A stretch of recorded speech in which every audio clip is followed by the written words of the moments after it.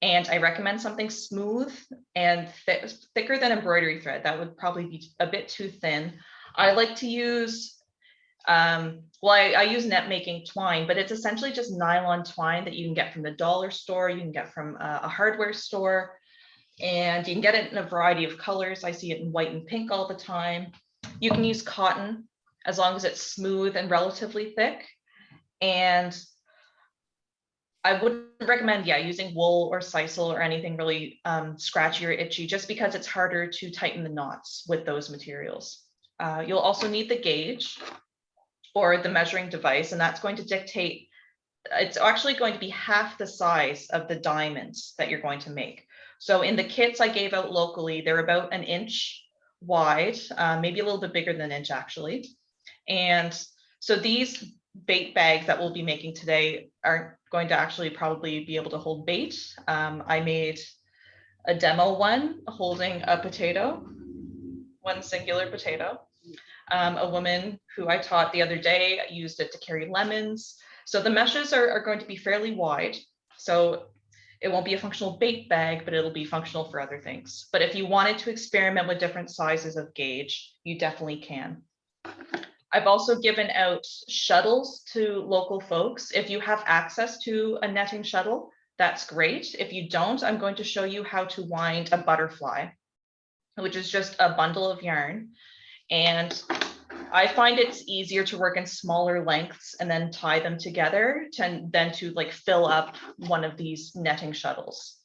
And I believe the ones I've given out locally are all pre-wound. Does anybody not, or if anybody has a netting shuttle that isn't filled, just let me, you have one? I have one that I got on Amazon, but yes. Oh, great. So do you know how to wind them? I do not. No. Okay, so I'll do a quick demo of that as well. I've wound butterflies before, but okay. Is it different? Yeah. It's pretty similar. It's just to have a bundle, a fixed length. You can't use, a whole roll of twine and then have a never-ending length. So you go by fixed lengths here. And I'm actually going to switch my camera now just to show you guys better views of everything. So I'll turn it off so you don't see how messy my background is. Go.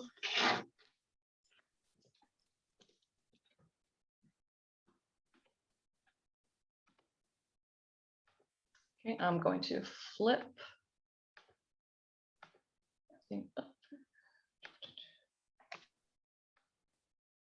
I just learned how to rotate your camera in Zoom today, which is a game changer. Just to let you know, you can do that.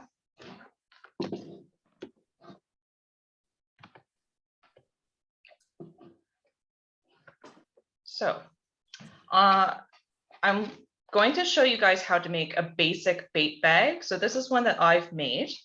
Now, again, if you got in a kit locally, you've been given this kind of twine. I also included some extra string and a little piece of rubber that you can use to kind of tighten or loosen.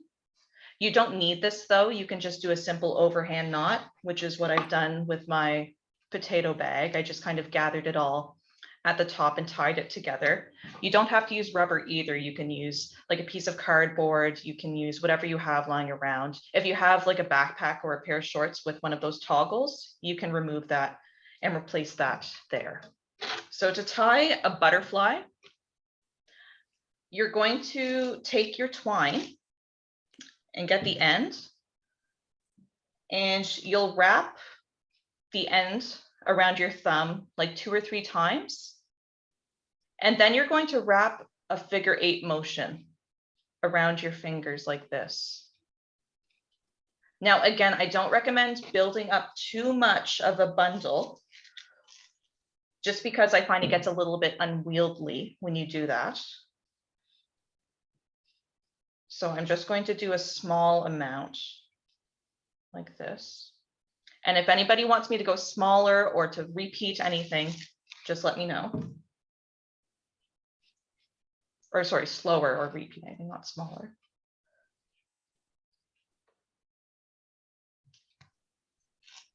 So Carley, do you usually have a pre-measured length before you're butterflying it or as you're going? I don't.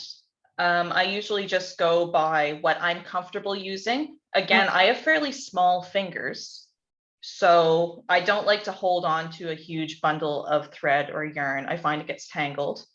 It also depends on what material you're using. If you're using something like cotton that's really, really thin, I would recommend using a smaller butterfly. Like I would probably do something half the size of this, just because it might tangle as you're pulling it out of the butterfly. And I'll show you why. So I'm just gonna wind that much, and I'm going to cut it there. And I'm going to take the end that I was just wrapping, and I'm going to wrap the middle of this figure eight I created. And I'll wrap it around just once or twice, and then I'm going to try to tuck the end under the wraps. So if you know how to do a half hitch, that's essentially what you're doing. And I'll do probably 2 just to secure it. Don't pull it too tight, or else you won't be able to pull your string through. But you're just wrapping it around. Some people like to put rubber bands around them too. I find that really helpful. But that's not the end we're going to be pulling. So once you've done the figure eight, you're actually going to pull it off your finger like this. And then that end that was wrapped around your thumb, that's the length you're going to pull. And it should pull pretty smoothly if you've done the figure eight. If you just did like a circle, it would get all tangled and it would be a nightmare. So these are really handy for any textile technique that you're doing. So if you leave this session today only learning how to do this, I call that a success. So to wind one of the shuttles, oh, does anyone want me to repeat the butterfly, or did anybody not get it? Could you do the last step at the end where you just wind the cord around the middle? Sure. Slip it on my fingers.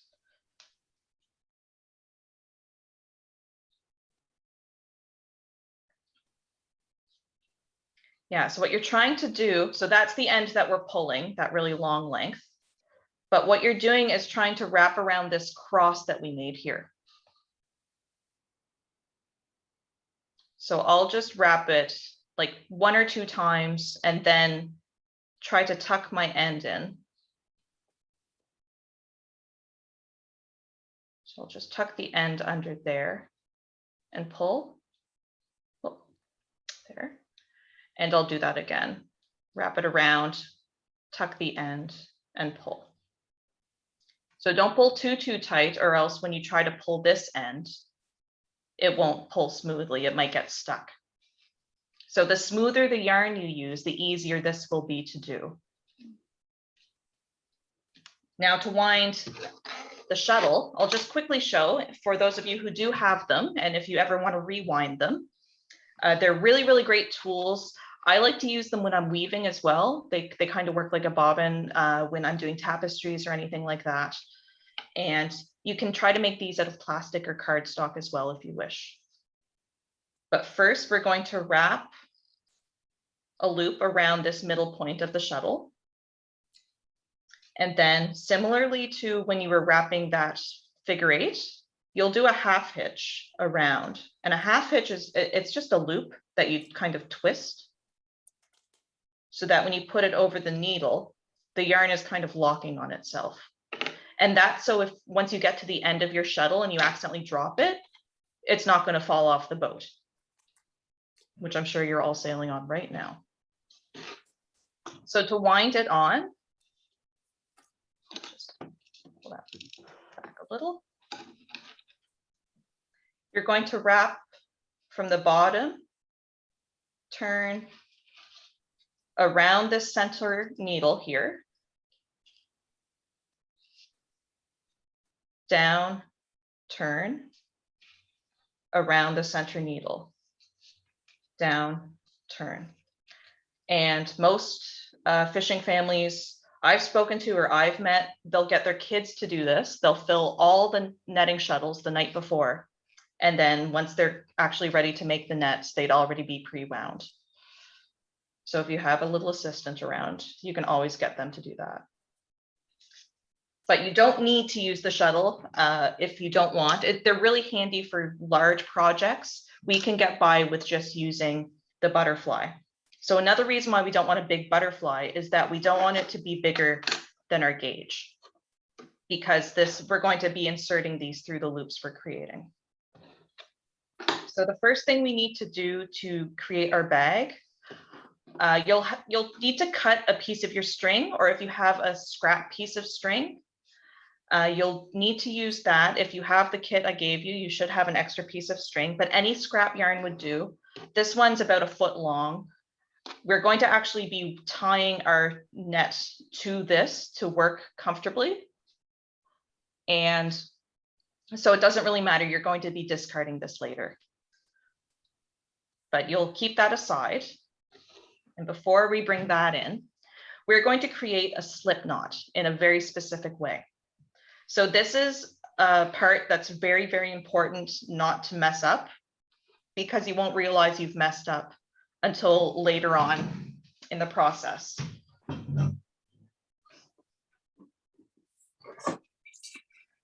So you're going to need to make a tail with your the string that you're pulling from your butterfly here. So I'm going to pull out about 2 feet from this length, give or take. So roughly about 2.5 the length of your finished bait bag. So I pulled out that tail, and we're going to try and make a slip knot right here. Now, the thing about this slip knot is you're going to want to be able to tighten it by pulling the tail. So you'll be tying it with your butterfly or with your netting shuttle. So to tie the slip knot, I'll go over, I'll make a loop like this, put my butterfly over, under, and then through this loop. Now I'm going to wait a bit because I know a few of you are probably still winding butterflies. For those of you who have finished winding your butterfly, you can jump right into the slip knot. Oh, and I totally tied it wrong. There, I'll show you what it looks like when it's finished, and then I'll repeat the process again. But the reason why we're tying it with the butterfly and say not with this tail is so that when we pull this tail, it shrinks. So this ring here is actually going to be the bottom of our bait bag. So we want to be able to pull that tight to bring all of our meshes together.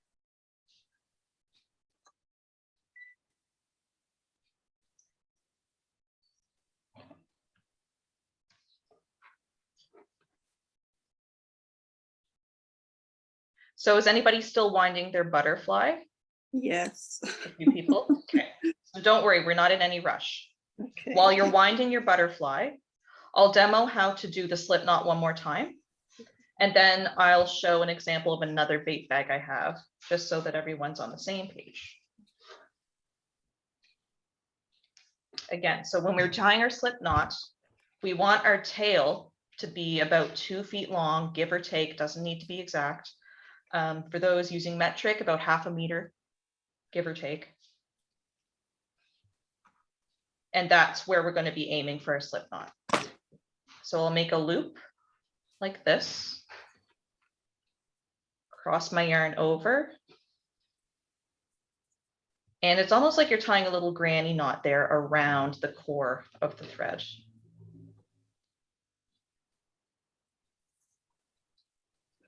If you have another way of tying a slip knot, that's great. The main thing is you want to be able to tighten it by pulling this thread and not the butterfly.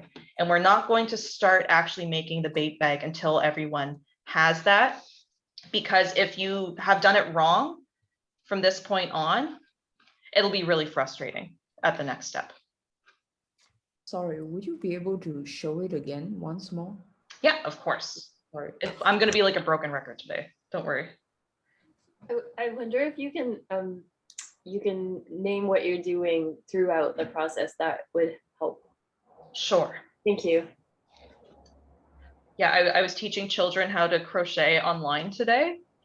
and I was a bit too ambitious with my expectations with them. So I've been a broken record all day today. So please don't hesitate in asking me to repeat anything at all today. I will do it again and again. So to make the slip knot, you have your tail, and I'm going to measure about 2 feet from this point, give or take. And this is where we're going to aim to make our slip knot. So I'm holding onto my butterfly, or if you have your shuttle here, you can use that. And we're going to try and wrap a knot around this point, or this part of our yarn. So it's basically an overhand knot. So what I'm doing is bringing my yarn over. So it's crossing over top. This is on top of this section of our loop. I'm going to bring the butterfly underneath and through this loop, like so. And then I'm going to bring it over and under through this section here. So I'll try to show you without covering it with my hands.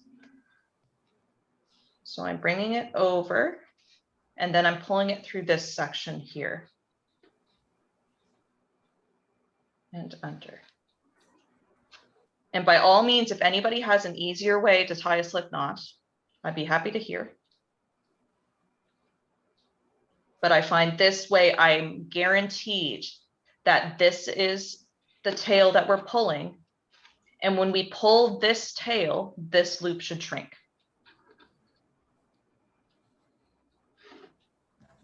Just like that. All right. Is it okay if we just do the loop and then pinch technique? Now, if you do that, try pulling the tail. Does your loop shrink? Yeah. Yep, then that's fine. That's fine. I just find sometimes when people do that method, they don't realize that they're pulling their butterfly and it's shrinking instead of the tail and it's shrinking. Got it. Yeah, so all you need to make sure is that when you pull that long, that 2 foot length, this hole's going to shrink. Yeah. Okay. So the reason we're doing that is because it's going to be the bottom of our bait bag, this ring here.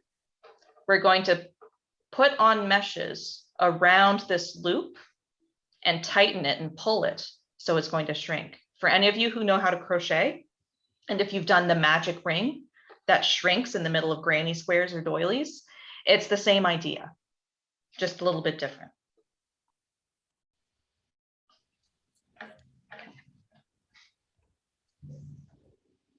So how many folks are not there yet? Hi, sorry, we were just late joining the call, so we're just catching up. Could you do it one more time, please? Sure, no worries. Okay. And I will say, you might not, you're probably, actually, no, I'm 90% sure you're not going to finish your bait bag during this session. It takes me like 2.5 hours, 3 hours to finish one that I'm happy with. Are you looking for scissors? Oh, okay. Okay, so you're going to take a length from your butterfly or your netting shuttle, whatever you're working with. And it's going to be about 2 feet, 2.5 feet in length. If you're using metric, about a little bit more than 1/2 meter.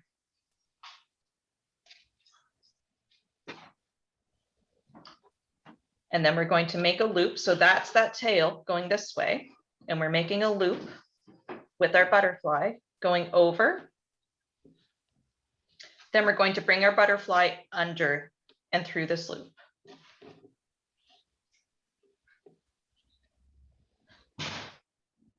We'll bring it over again, and then we're going to pull it through this section here. So what you're essentially doing is tying an overhand knot or a granny knot around the core or the core of the thread or that tail that you've pulled.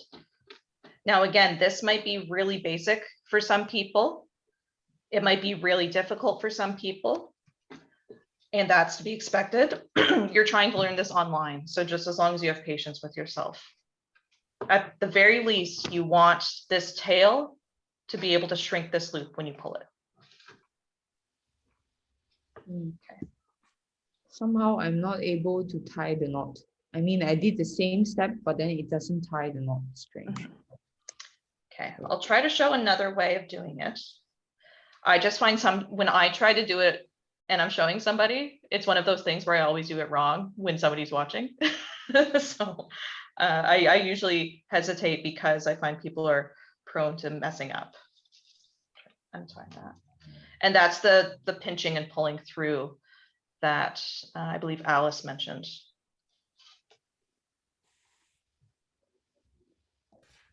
So you're doing the same idea where you have the loop and you're pulling it and you're twisting it. So your yarn is going over.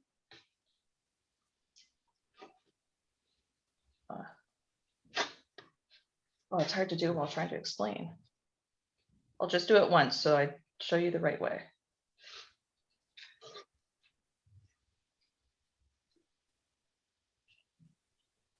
Okay, so you're doing the same idea where you're creating a loop and your yarn's going over.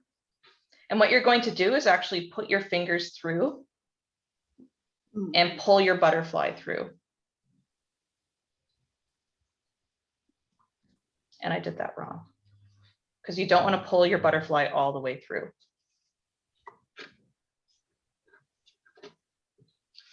Okay, so you're crossing over so that your tail is going over this yarn. Your fingers are going underneath and you're going to pull your butterfly through, but you're not going to pull it all the way through. So you can just put it back in like that and you'll tighten with your tail.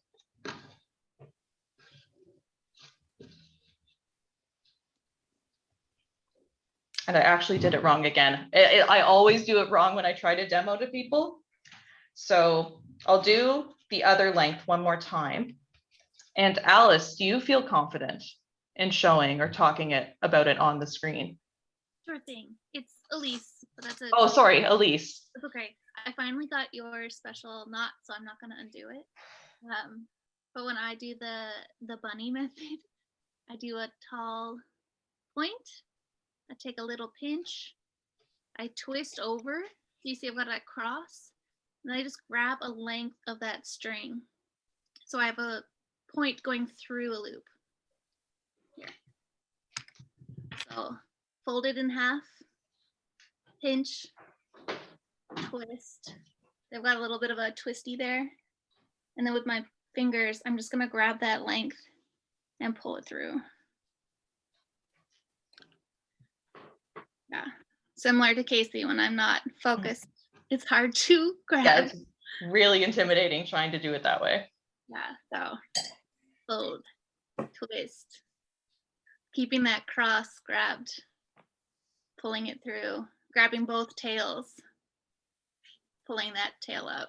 Sorry, I feel like I'm a bad magician here. Okay. Baby version.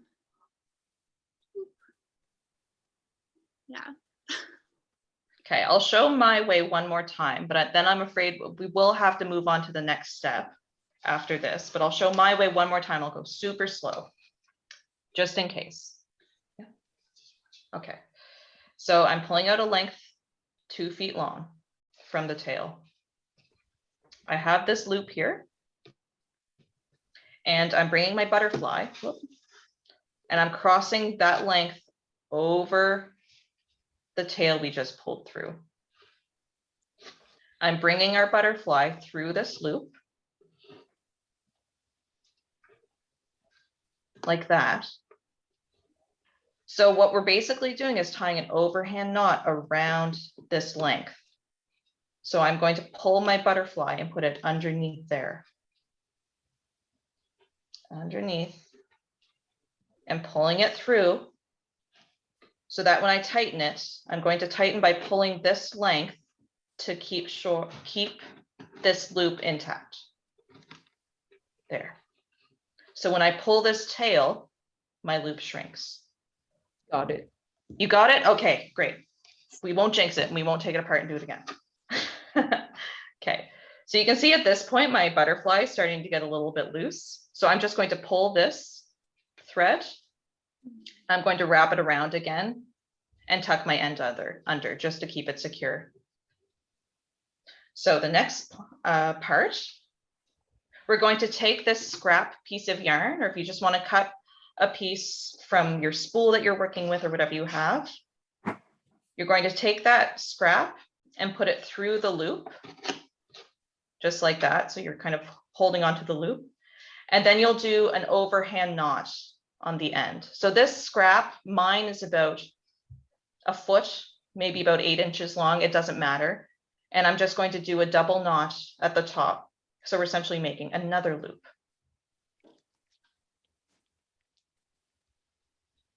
And I'm just going to do a couple, and I'll show you why in a second. But you don't have to do that. You just need to do one double knot. So I mentioned on social media that one thing I forgot to include in the sign up is that you need a fixed point.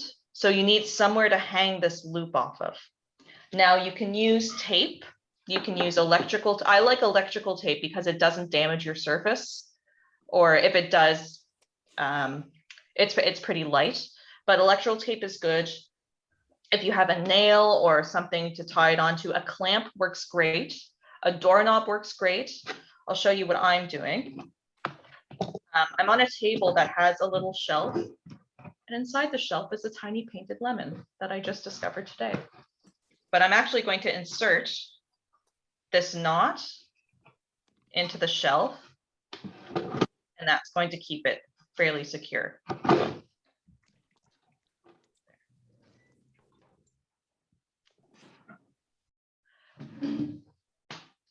Now I'm going to try and get the best camera angle. I'm going to pin my other camera.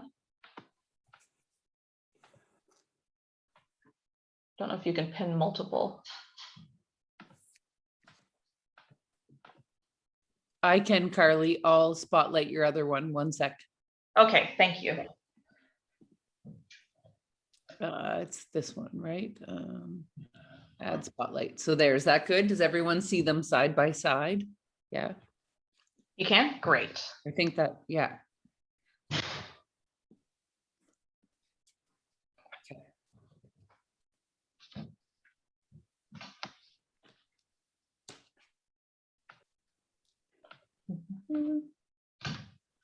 Okay, so I'm going to do my best to talk through as much as I can, as well as demonstrating it. I find it a little tricky to try and zoom in so you can really see the knot up close. So I'll hold it up after I'm tying the knot, and I'm going to repeat everything over and over and over again. So please, please, please let me know if you want anything repeated or anything shown in a different way, and I'll make sure we at least leave knowing how to tie the knot. So just be patient with yourself and with me, please, but we'll get it. So once you're fixed like this, you'll want to grab your gauge as well.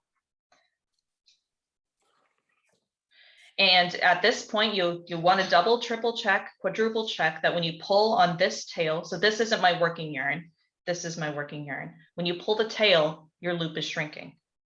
But I'm going to leave my loop about this big. So are we all set? Is anybody still setting up? We're all good? Great. So again, you're going to need to be patient with yourself. You're trying to learn this online, but we are going to get it.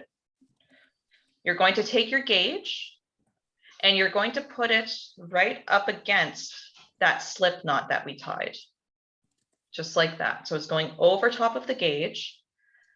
And one action you're going to need to remember all the time is to pinch, pinch, pinch, pinch. So I'm going to pinch the top, and I'm going to take my butterfly, and I'm going to pull it through the loop. So remember, you want your loop to grow and shrink. So if the loop is too small, you can make it grow a little bit. And I'm going to pull a little closer.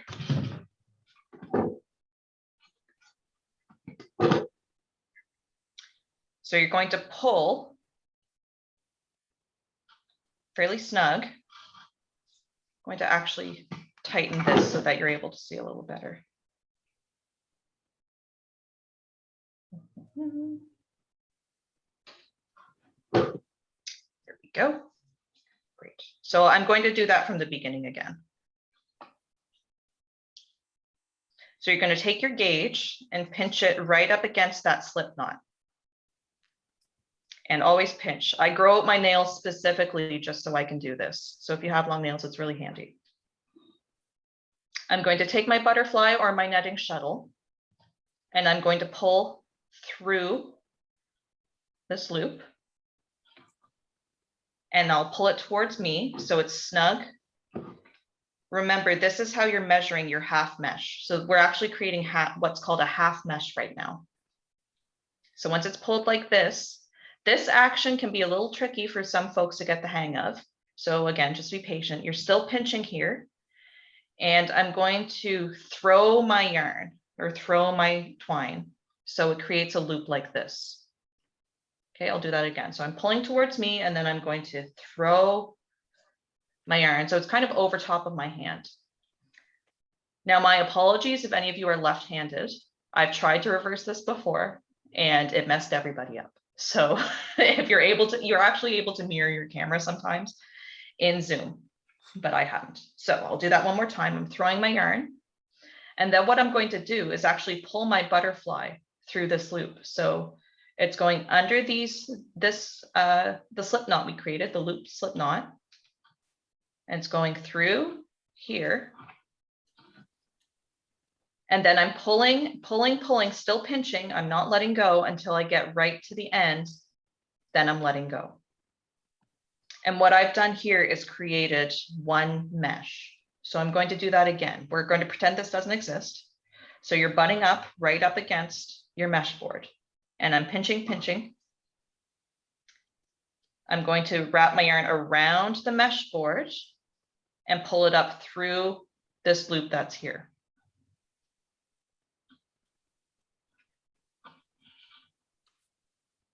And I'm pulling it so that it's nice and snug against my mesh board or my gauge. Then we're doing that action where we're tossing our yarn. So you'll want to pull a good amount off of your butterfly or your netting shuttle so that you're able to do this comfortably. So I'm tossing my yarn to create this loop like this. And I like to rest it on top of my hand, or sometimes I'll bring my pointer finger up to kind of help keep that there. And so between the pointer finger and this loop is where we're going to pull our butterfly. So I'm pulling it through this gap and I'm still pinching with my thumb while I'm pulling and tightening. So that loop falls around. You don't want it to go around your gauge. You're going to pull towards you, keep pinching until you get to the very end. So I've created two meshes. So when I pull that off the gauge, you can see I have two little loops here. Okay, so I just unloaded a lot. So has anybody successfully done the meshes? And is anybody really struggling with it? I think I could I see it one more time? Sure, yeah, I'm gonna do it a couple more times, but if anybody wants me to try and do a different view, I can try that as well. My tripod, it's really unfortunate. Oh, I might actually be able to get a little bit closer. Might be a little too close for comfort.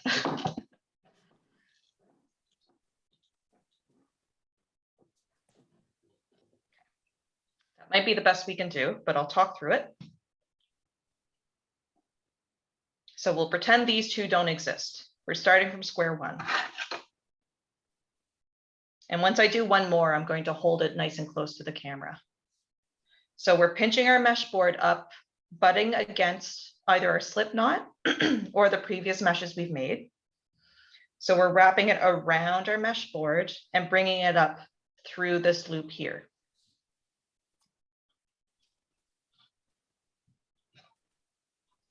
And then we'll pull it tight so that it's wrapped around the mesh board and we get an accurate measurement, and pinch with our thumb. If you have a thumbnail, that's really great. If not, just pinch with your thumb and pointer finger if needed. So after you do this pinching motion, you're going to throw your twine to the left. So it creates this big loop. The bigger, the better, especially if you want to start working really quickly. When you see fishermen doing it, they're really, really generous with the amount of twine that they're throwing. So you might need to pull some more from your butterfly. So once we have that loop, we're going to pull our butterfly underneath and through this loop here. Underneath and through. Then you'll keep pinching while you're pulling towards you. Make sure not to accidentally wrap around your mesh board again, because we're only creating one loop by doing this. So tighten, tighten, tighten all the way, and then you let go. So I'm going to pull this out so you can see. So this is what they should look like.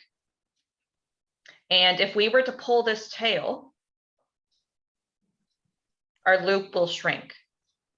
I'm not going to do it because we still need to keep this loop to keep working, but I recommend testing it so that your tail will pull through. That's one mistake I don't want people to make, because it's really, really frustrating once you cast on all these meshes. So I recommend casting on 9 meshes, either 9 or 11 meshes. So it's really weird doing an odd number, but I'll explain why when we get to it. So I'll do it a couple more times.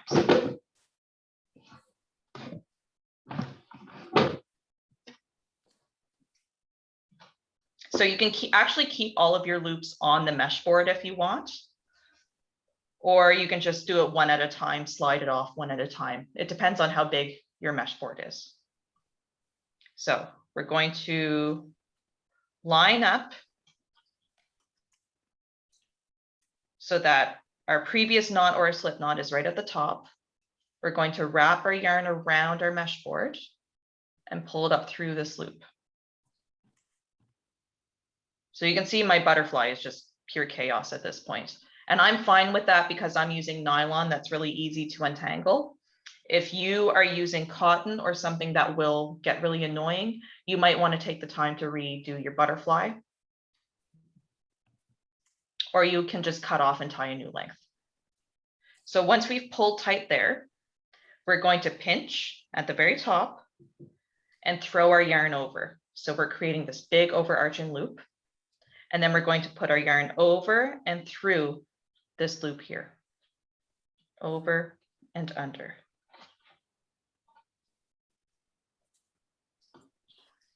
And make sure not to accidentally wrap around. See, I'm accidentally wrapping around, or accidentally wrapping around my gauge here. I'm going to bring that to the top, keep pulling, and that's when I'm going to let go of my thumb, when it's right near the top of my mesh board. And that's when I'm letting go.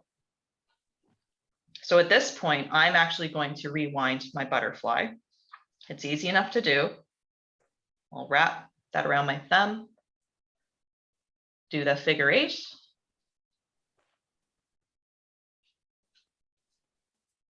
And then I'll wrap the center. So how's everybody doing? Is anybody still really struggling? No, I'm fine. Yeah? Yep. Okay, so again, you want to aim for either 9 or 11 for a small bag. If you want to do a really big bag, you can try to do even more meshes. But you'll want it to be probably an odd number. If you're a textile person who likes to work in even numbers as you go, there's a reason why we're doing an odd number. So I'm going to cast on 2, 3, 4. I'll do 9 just to save time.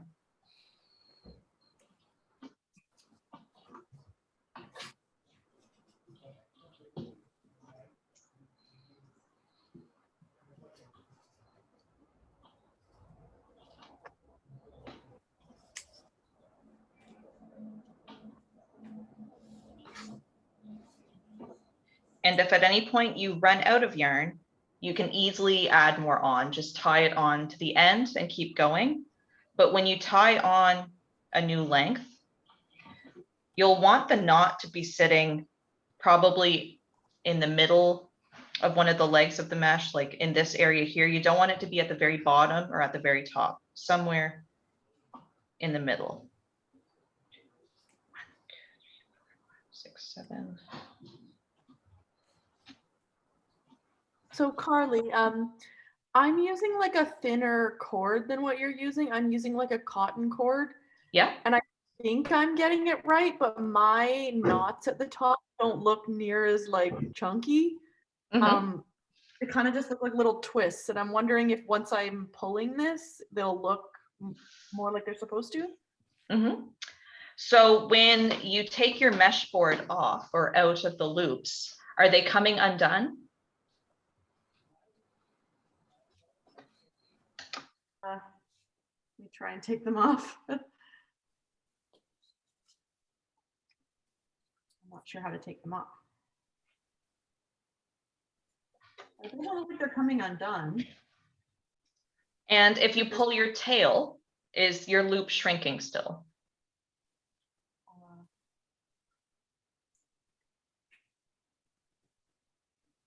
Ooh. Not really.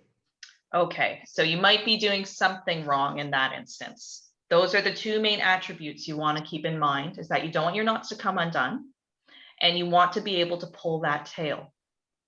Oh, it looks like I can pull my tail, but it takes a bit more force than it did before. Right. Okay, so as long as you can do it, don't do it now so you don't lose your loop. Okay. But it sounds like you're doing it right. Okay, thank you.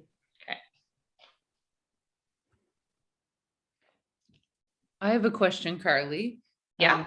I need to rewind my butterfly, Mhm. but, oh, I think I answered my own question. I want to start with the butterfly, the end that I'm using on my thumb as opposed Exactly. to end. That was, okay, I figured it out. Yeah, that's a good thing to bring up. You don't want to accidentally start your butterfly with the end. You want to start winding where you're working from. So I would wind that around my thumb and then wind the butterfly there so that you can pull your yarn through easily. So I think I just have 1, 2, 3, 4, 5, 6, 7, 8, 9. I have 2 more to go. And then I'll move on to the next step, but don't worry if you're not there yet. I'll repeat it several times until everyone gets there.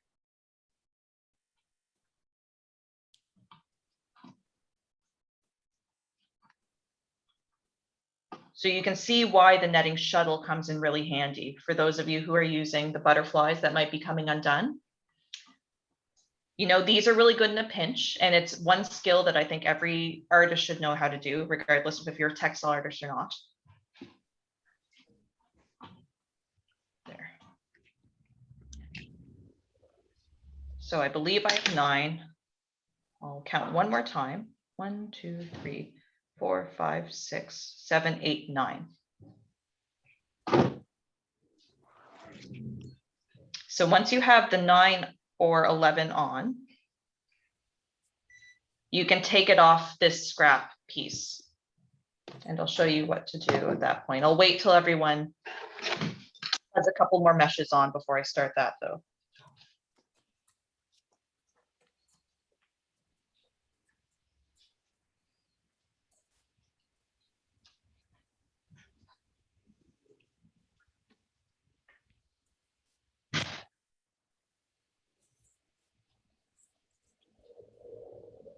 I really recommend B vitamins if you ever want to grow out your nails. I've never been able to grow out my nails before this summer. And somebody was like, why aren't you taking B vitamins? You eat no green vegetables. And they're the only nails I grow are my thumbnails so that I can untie knots and pinch when I'm tying nets. Sponsor me, B vitamins.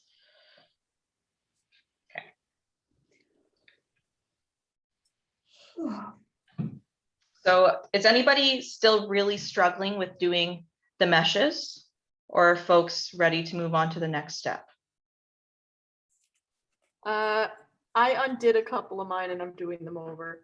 Okay, so I'm going to I'll re-explain this a couple more times, so don't worry.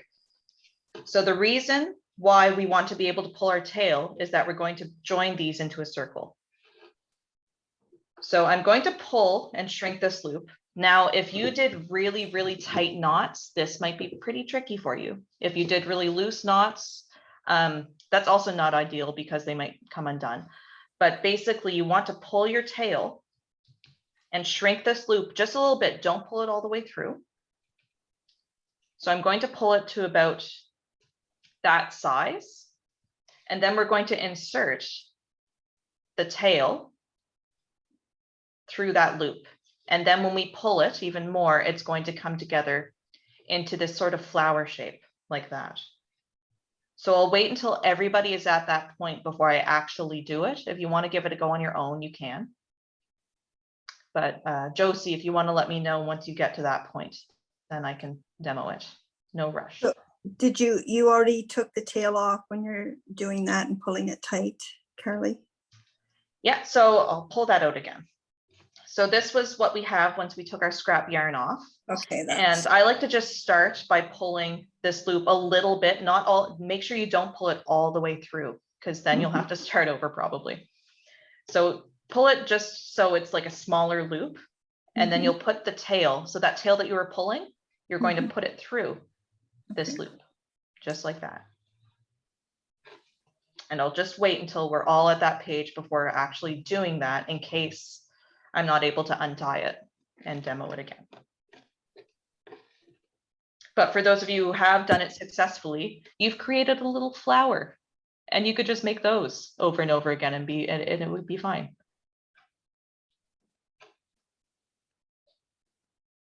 Is it normal that the last knot I tied is a bit loose, or does that mean I made a mistake on my last one? It's normal. Okay. We're going to actually secure things with our next step. So we might be able to secure that knot for you. Okay.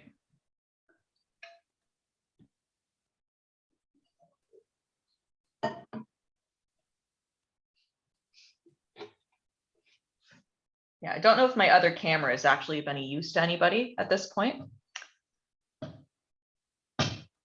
But I'll keep it just for when we go through our first row. It can be handy to see what the motions look like. Because I have a feeling today we'll be able to do one row after we finish this nonsense that's happening here. You're going to do one row and you're going to repeat that action over and over again. Because surprisingly enough, what we're creating is a tube that's joined at the bottom and then a drawstring at the top. That's all the basic bait bag is. Or if you want to make a bigger version for a laundry bag, potato sack, I've used them for apple picking. They're really handy. If you have a loofah or some soap, I've seen soap on a rope that has, that's inside of a net. This is actually another net I have that's been man-made. So it's all been fused and melted together. So this is actually just a tube of mesh that's been made. You might have seen, avocados in these bags, onions, they're everywhere. And what they've done at the bottom is pinched it with a piece of metal. Then at the top, you weave a piece of string through like a drawstring. And then these are just actually pieces of old tires or old rubber that you poke a hole and insert through there. So again, for those of you who got kits locally, you'll have a little piece of rubber to play with, but you don't need this. You can just tie an overhand knot. So, Josie, are you okay if we move on? Yeah, I'm up to 7, so I should Okay, catch up. cool. So just to show what it looks like. So that's the loop that's been pulled until it's a small loop, putting the tail through. And then I'm going to pull. So I'm going to keep pulling this tail here to tighten that loop as best I can. Pull, pull, pull. Then I'm going to pull the tail tight so it goes around like this, like a little circle. Now there's one more step before we can actually move on. Well, 2 more steps, actually. I want to secure this because if I just kept going like this, it's going to come undone.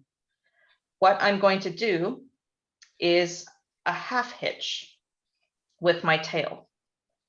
So what I mean by a half hitch is we're taking the end of our tail, we're putting it through the loop. So right through the center of the hole.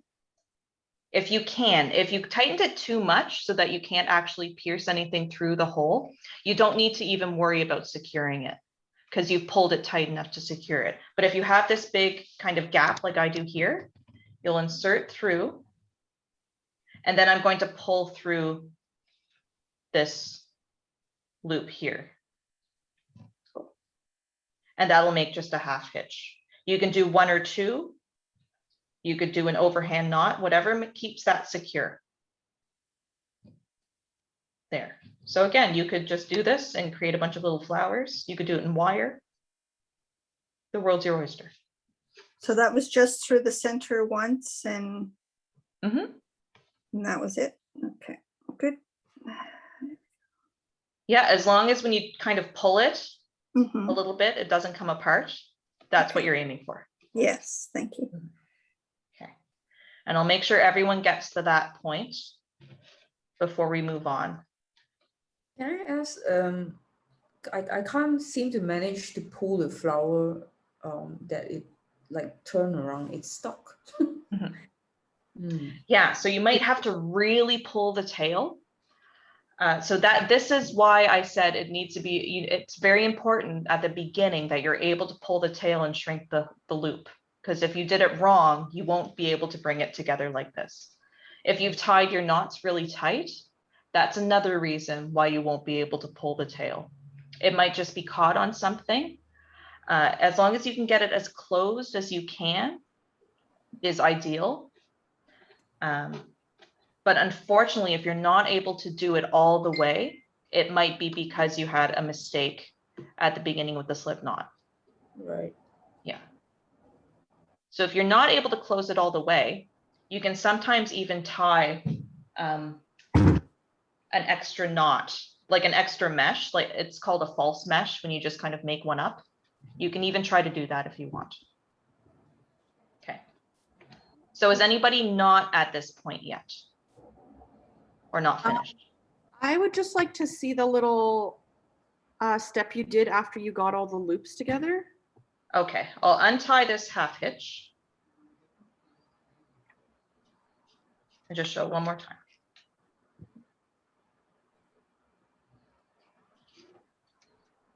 There, so I pulled the tail so that the loop shrunk and then I inserted it through the loop. Did you get to that point, Josie? Not yet. I can bring it out, don't worry.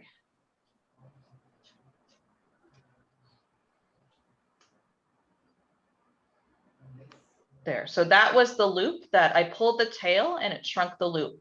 So it's really, really small now. You see? Okay. And that's where I'm going to insert the tail, is right through this loop. Oh, okay. That makes sense. And then keep pulling to bring all of our loops together. So don't, if you're working in something really, really fine, try to aim to have a little circle in the middle still. If you don't, that's perfectly fine. That just means you don't necessarily need to secure it with this half hitch. So once it's closed like this, I'm going to take the end of my tail, insert it through this hole that's here, right through the center. And then I'm going to pull it through this big gap that I have here, the tail, and pull it tight. So that's just one simple half hitch, and it should be enough to secure your work. So is anybody not at this stage yet? Okay, we're all good? Great. So there's one more step before we need to tie on back to our scrap yarn. And that is, we're actually going to make another mesh with these two tails. So that's why we did 9 half meshes. We're actually going to make a 10th, or we're going to make a 12th here. So to measure that, I like to use my gauge. I'll hold this up. I'm going to pinch these two together, and we're going to do a double knot or a double overhand knot right there. So we'll treat these two yarns as if it was one single yarn. I'll do an overhand knot by just making that loop, and then we'll pull these through. And then don't tighten it until you're confident that it is right up against the bottom of our mesh board. So see, I just did like an overhand knot doubled at the bottom, and I'm going to tighten it up here. And that's with your butterfly and your tail? Yes, with both of them together. Now, if any of you know what a reef knot is, fishermen will sometimes do a reef knot at the very bottom, which is fine. I just find it's a little complicated to try and add that on to everything else. And I'll just take my mesh board out and measure based on the other meshes, because I find it hard to show on camera. There we go. So there, we actually created our 10th mesh in that way. So were you able to tighten it, Evie? No, not really. I messed it up. It's all right. I mean, Do you want to show me what you have and we can maybe? Sure, here. Yeah. It's kind of, can you see it? Yeah, I think you can work with that. Okay, but it's like half, it's not really a full flower though. Yeah, I think you can still work with it. It might be a little tricky once you get to the end of the row, but you can try to just go through the motions of these knots as well without having to start over.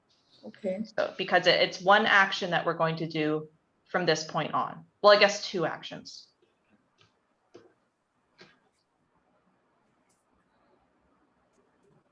So once you have the flower, you have 2 options at this point. If you have a big gap in the center here, you can insert your yarn through the center, the scrap yarn that you had before. You can insert it through the hole like that. Now, if you don't have a hole big enough to do that, you can just loop it through one of these meshes. The only thing is that you might have to untie as you go around the circles, because we're going to build our net around this circle here. So by having this yarn in the middle, we can kind of twist our flower around as we're working. So I'm doing that, and then I'll do the same thing that we did before. I did a double knot here and then either looped it around my fixed point, tape it to your table. I'm going to tuck it into my little shelf here. So I'm going to do like 3 double knots to make sure it doesn't slip out.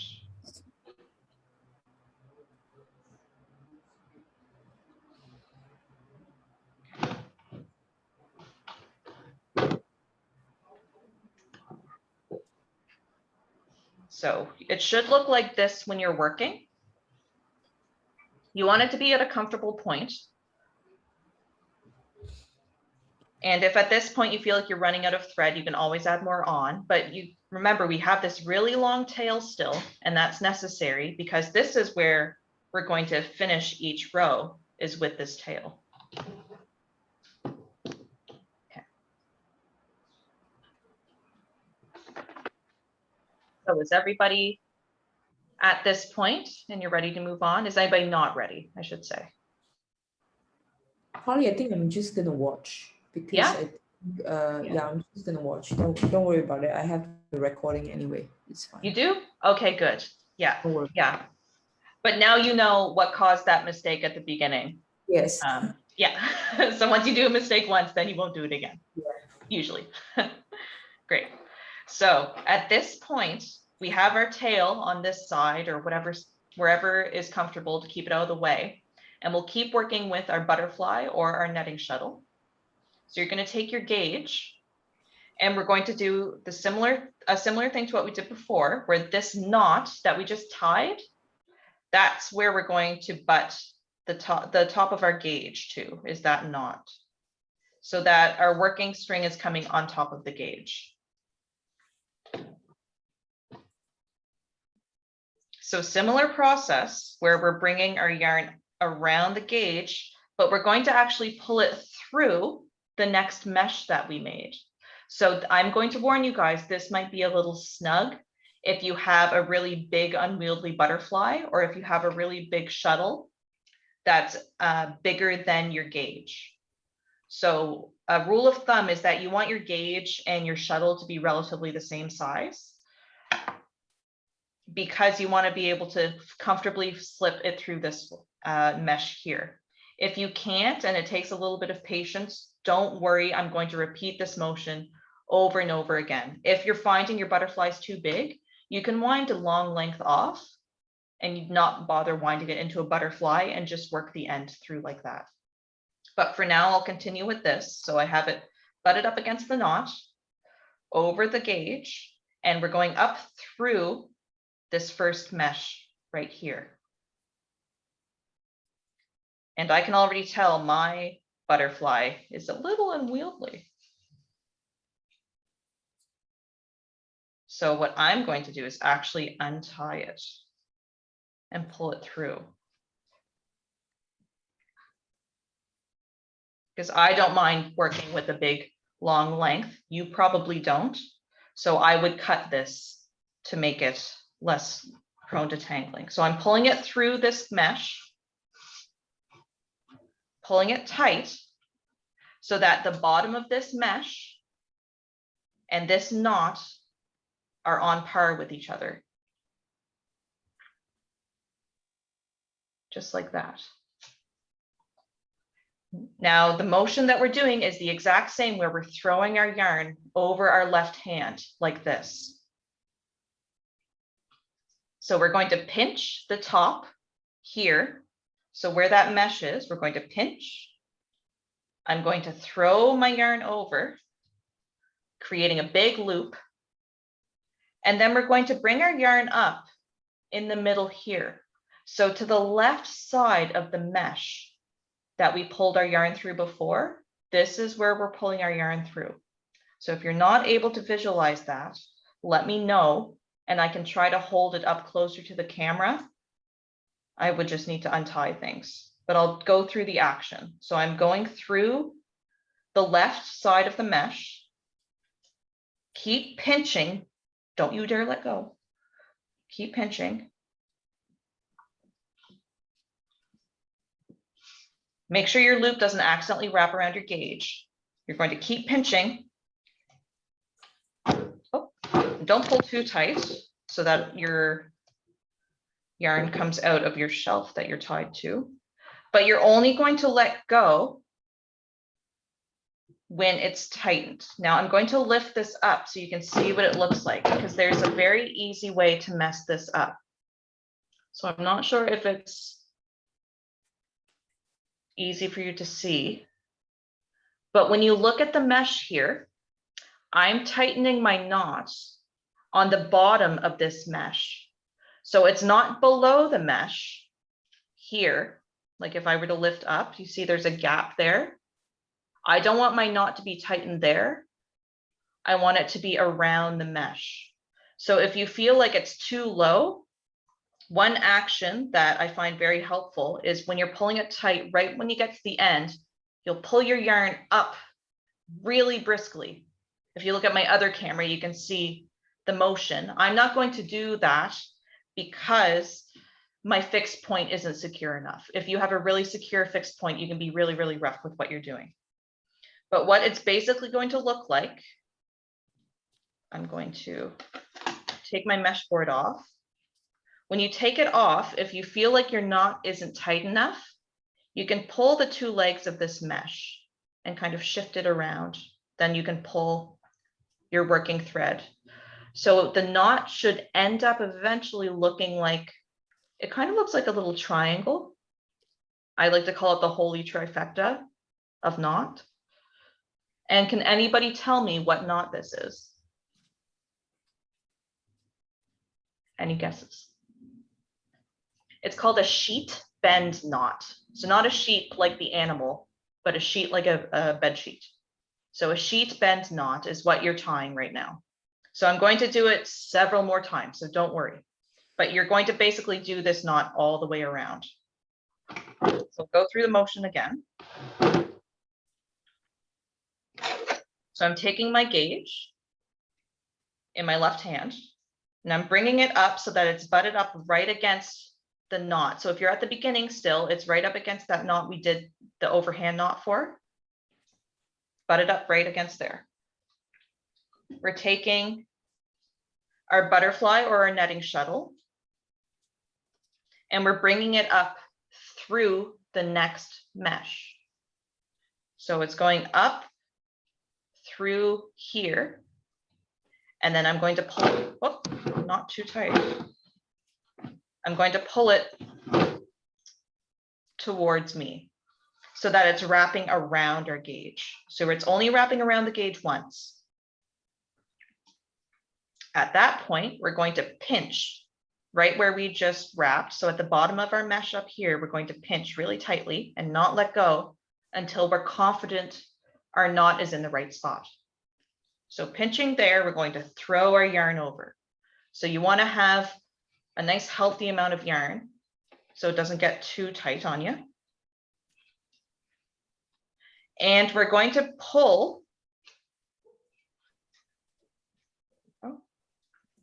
our shuttle or our butterfly through in between these two meshes here. So there's a mesh here that we cast on at the beginning, a mesh here, we're going through the center. So you see two strands of yarn here, 1, 2, that's where we're pulling our shuttle. So I'm going to pull up through here.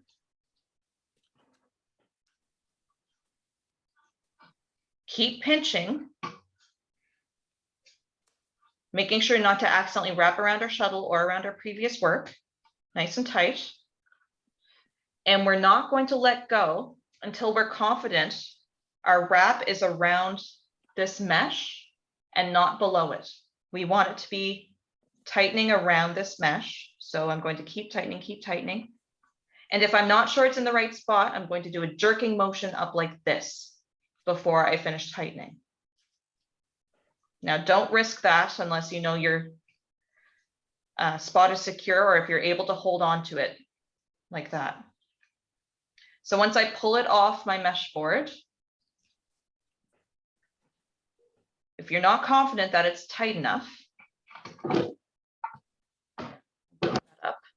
So there's my knot. See that kind of trifecta triangle shape? If you're not confident that's tight enough, you can wiggle the mesh and tighten the tail.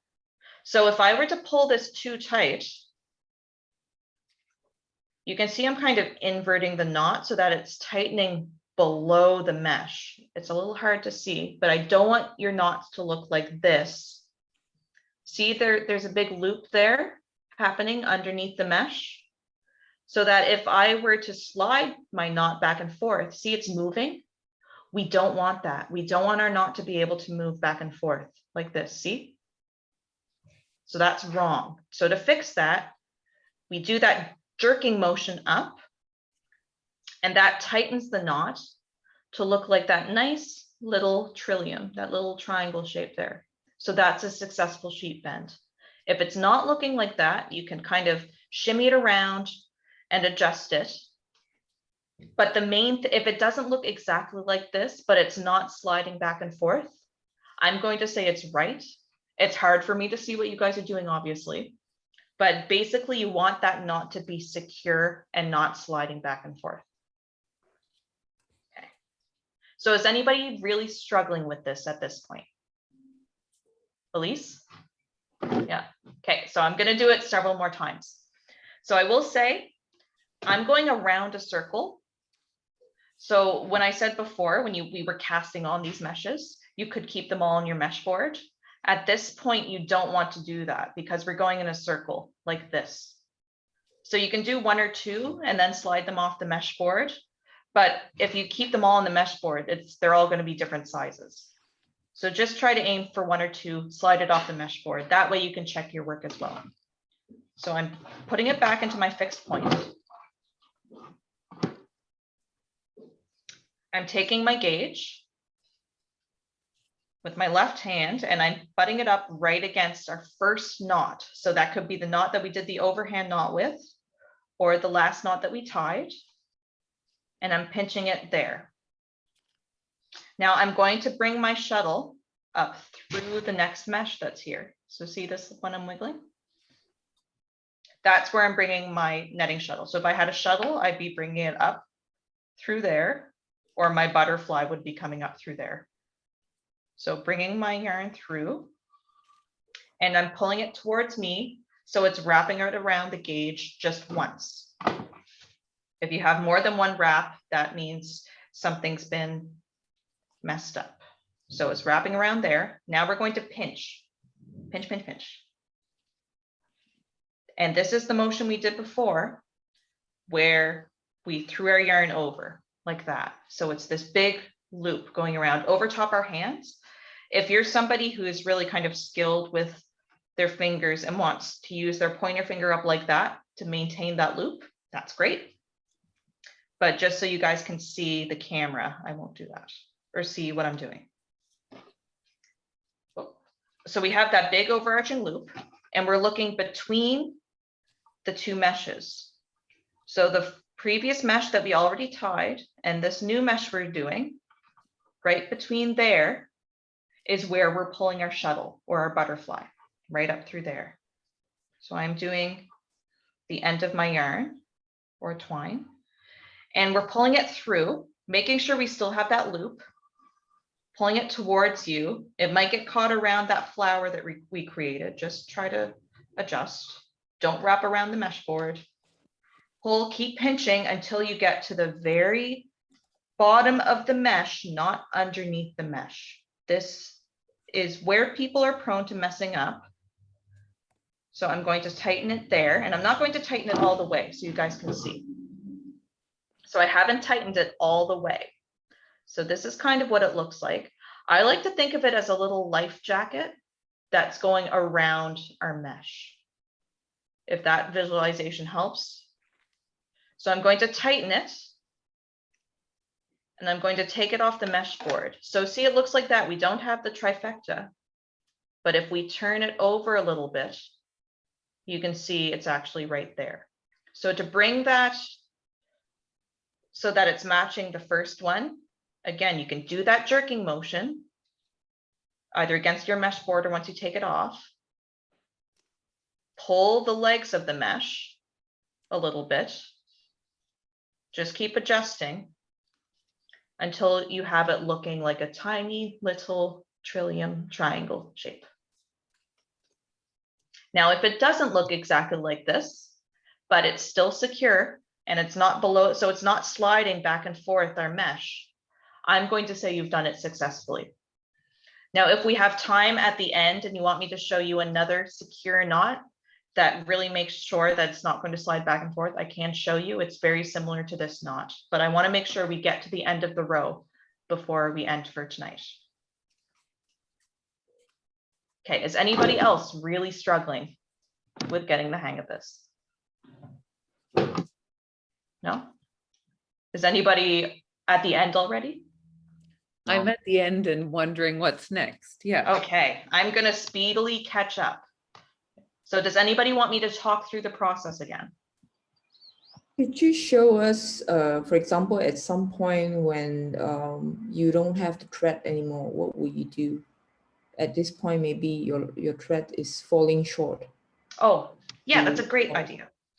Okay, so I'm going to cut my thread. I'll cut it up here. Great. Oh no, I've run out of thread. What do? I already have my pre-wound netting shuttle because I got a child to do it for me. And I'm going to do what's called a fisherman's knot or a weaver's knot, depending on who you ask. I know there's a lot of different names for it, but it's a pretty standard knot. You could easily just do an overhand knot and it would be fine. But to do a fisherman's knot, you're going to tie an overhand knot around what we just cut. So this is our new thread going around and tying an overhand knot like this. And I want it to be not right up against the knot we just tied. So our sheet bend knot, we want it maybe like a centimeter below that. Then we're going to take the thread we cut, so where we ran out, and we're going to do the same thing, but going in the tightening in the other direction. So one knot we're tightening this way, the other knot we're tightening that way. So I'll do an overhand knot. If your tail's really short, this will be tricky. like what I've done.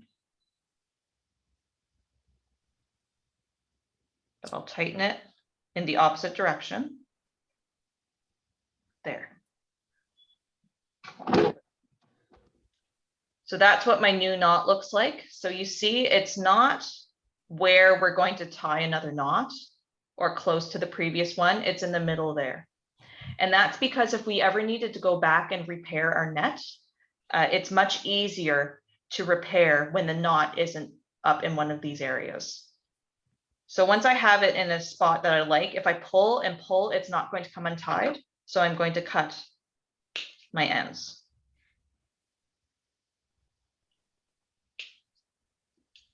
And if you're using nylon, you can melt your edges as well, and it keeps it nice and secure. So I'm going to speedily catch up, but if anybody wants me to go through the action a couple more times, I'm more than happy to. Is anybody still really struggling or just needs a refresher? No? Great. Okay, so I'm going to do my best to go really fast.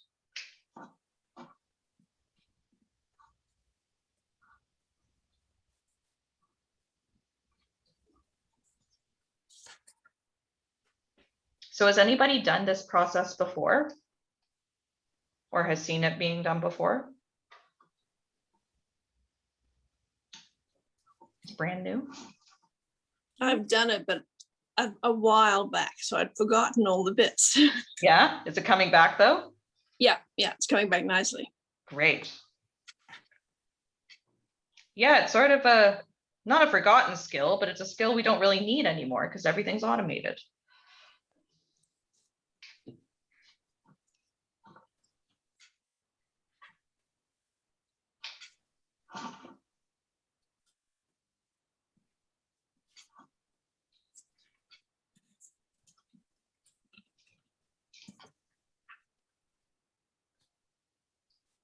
Yeah, so my art practice right now is not only about making fishing nets, but also repairing them. So bait bags that I found on the shore, I've been mending in kind of nonsensical ways. So they're not necessarily functional, but it's exploring different textile techniques, combining them together to kind of give them a new life, give them new shape. And whether or not they're still vessels, treating them as flat objects, because they're really beautiful when you look up and close. Okay, so I just have 2 more to go. How did you come to arrive to this technique for your artistic work? Well, my background is in weaving. That's what my degrees are in. But Right. a lot of my practice is about off-loom structures. So a lot of macrame, knotting, twisting, a lot of traditional rope practices. And I'm from Nova Scotia, Canada, and I've grown up near the coast all my life. So I've been around a lot of fishing gear. And so I had collected all of these fishing nets and bait bags, not really knowing what to do with them. And I feel like in order to take an object apart, you almost need to know how it was made. So before I wanted to cut them apart or adjust them, I wanted to learn how to make a net myself. So I taught myself through books, YouTube videos. I asked a lot of fishermen if they could show me how to do it, and nobody knows how to do it anymore, at least the folks I've asked. So it was kind of my own process of discovery. Okay, so I'm at the end. Are folks still pretty far away from getting to the end of their row? Or is everybody ready? On my last loop. Last loop. Okay. Yeah, I'm ready. Great. Well, spoiler alert, it's the exact same thing we did at the beginning, where we're tying the 2 together to make our 10th mesh or our 12th mesh. So again, you measure with your gauge to keep it in line. So I like to pinch it there, and I actually find it really tricky trying to tie with both the netting shuttle and the tail. So it takes a little bit of getting used to, but you pinch both of your yarns together, both the tail and your working yarn, and treat it as if it was one thread. Then you can loop it around and bring through that loop.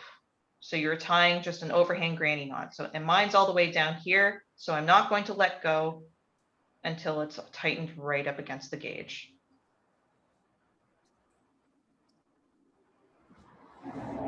So again, if you know how to do a reef knot, that's always really handy to know. If we had more time, I would go through all of my favorite knots.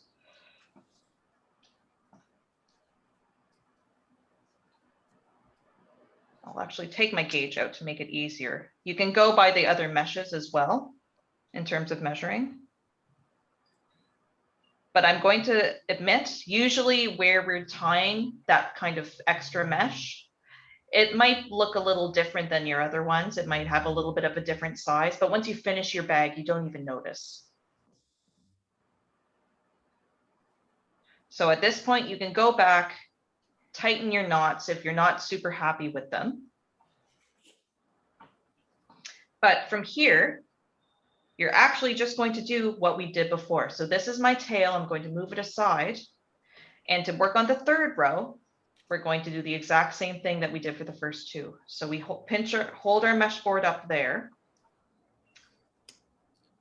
move into the next mesh. So we can see we actually have a full diamond happening here.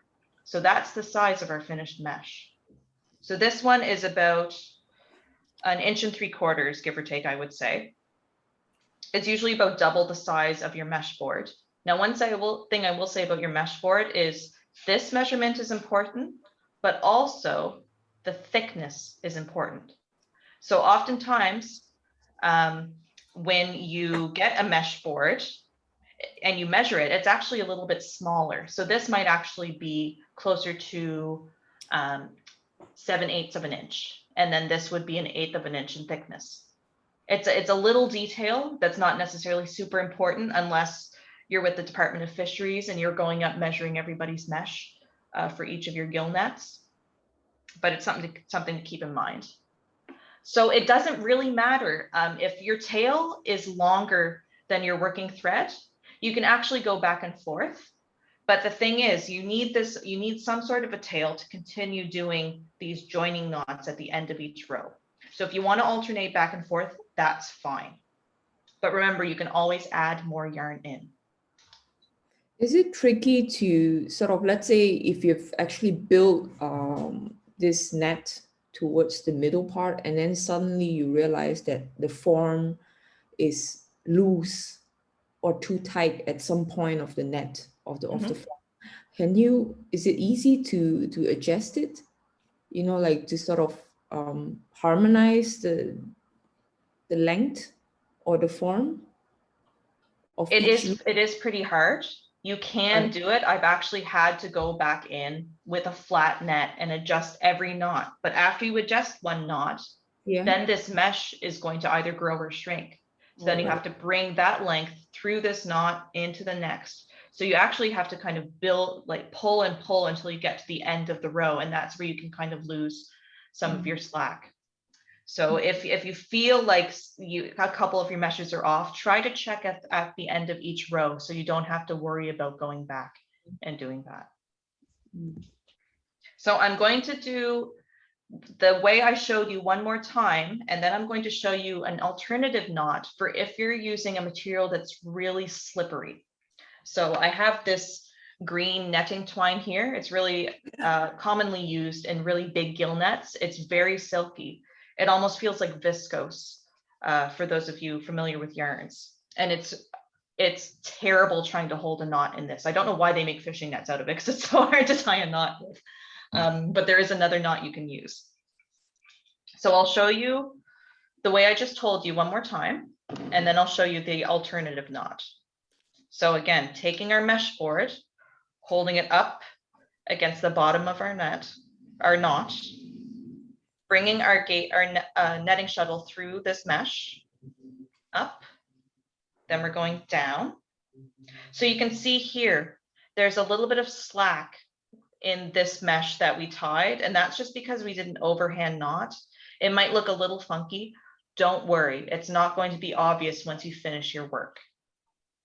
So I'm pulling that down, so it's wrapped around our gauge once.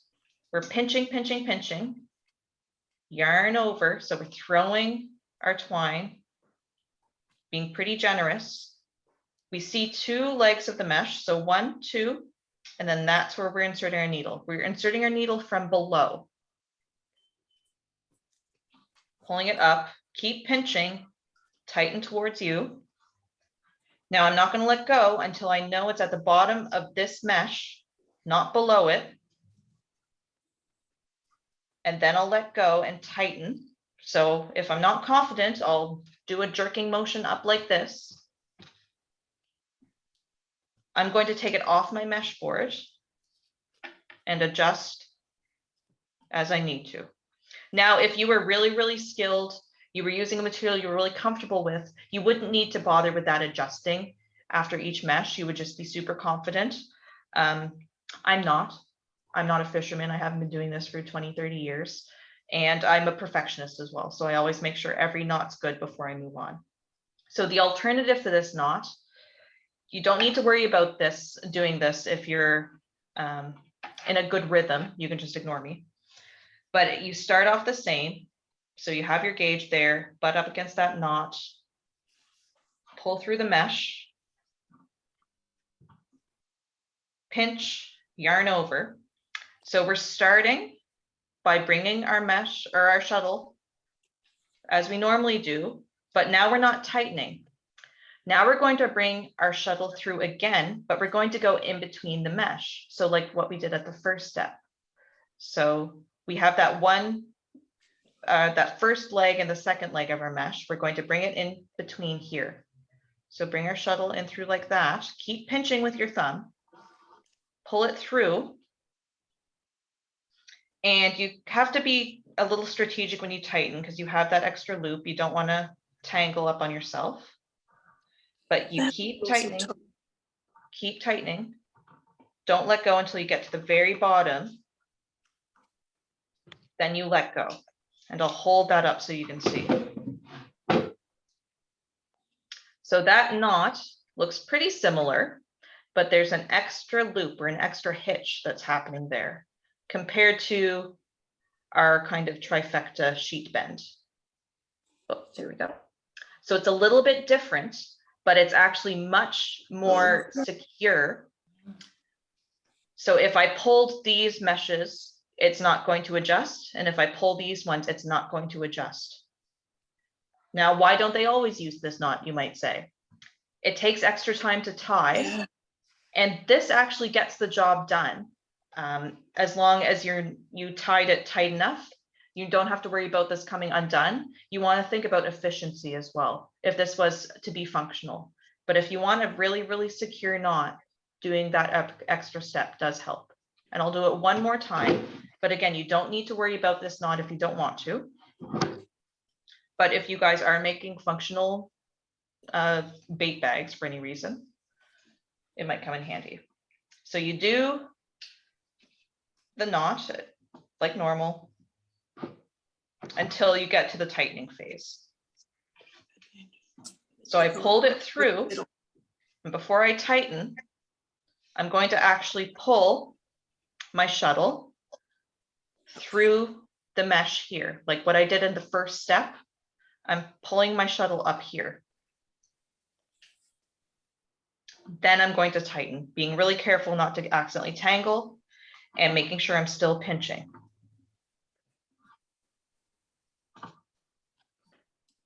Pinch, pinch, pinch, all the way to the bottom. Here we go. And that's what it should look like. And with this one, you don't really need to worry about shifting or adjusting.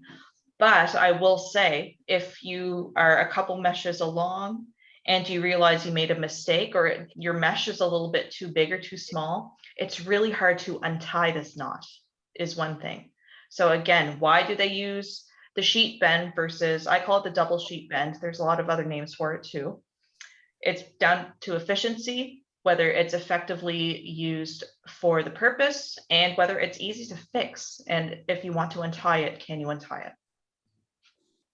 But again, you're going to go around your circle like you did in the first 2 rows, and you're going to be making a tube until you get to the very end. Now it's going to take you guys a while to actually do that. I don't expect anybody to finish their bait bag in this session, but once you get to the end, I'll show you. You'll look at the top of your bait bag. Actually, my potato bag might be easier to show.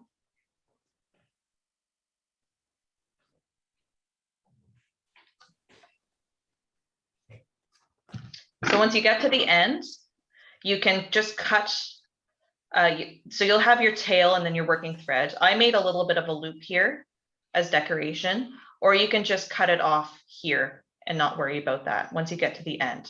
But to do your drawstring, you can use just a scrap piece of yarn. You can actually use the yarn that you were tying your loop to, and you're going to weave in and out of the mesh. Now, how I like to weave is by going under a knot, over a knot, under a knot, over a knot. So through, under, over, under, over. Now it's whatever works for you. This is just one way to do a drawstring. If you don't want a drawstring, that's fine as well. You can just do a loop. And then once you get to the end, you might have to skip a mesh or go through a mesh twice.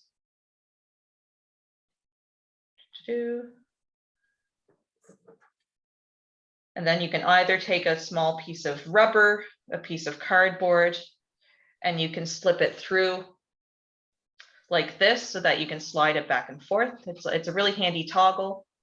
I've included them in some kits I gave out, or you can just do a basic overhand knot. You don't want to do it too tight, so you can still open up your bag.